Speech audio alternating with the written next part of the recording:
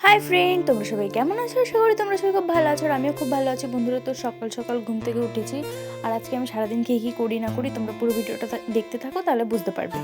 তো এদিকে দেখো, আমি ঘরে এসে দেখি আমার ভাই পাগলের মতন নাচ করছে। কি দেখে? টিভি দেখছে আর নাচ করছে, মানে কি বলবো। আর এদিকে দেখো, মা এখন দিচ্ছে পুজো, ঠিক আছে।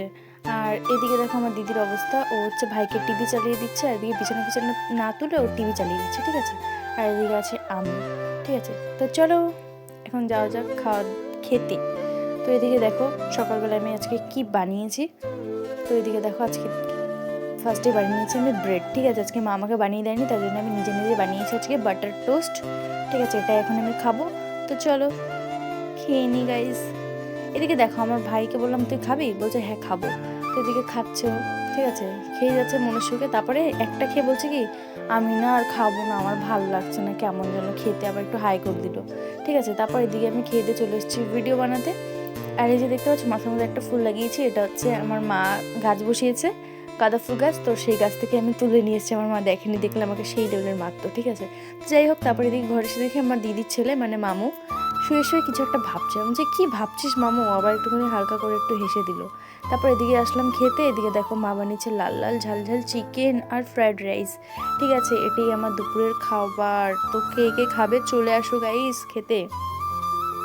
তারপর এদিকে দেখো খেয়ে দিয়ে আমি আসলাম ছাদে, কারণ আমার চুলটা পুরোটাই ভেজা, শ্যাম্পু করেছি আমি, তাই জন্য চুলটা শুকানোর জন্য এসেছি।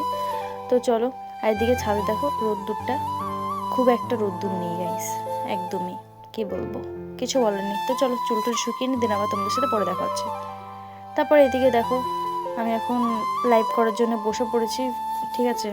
রেডি ফেডি হয়ে, আর ব্ল্যাক কালার আমার খুব প্রিয়, সেটাই আমি বলছিলাম যে ব্ল্যাক কালারের আজকে টপ পরেছি। তো যাই হোক, এদিকে লাইভ টাইপ করা কমপ্লিট আমার।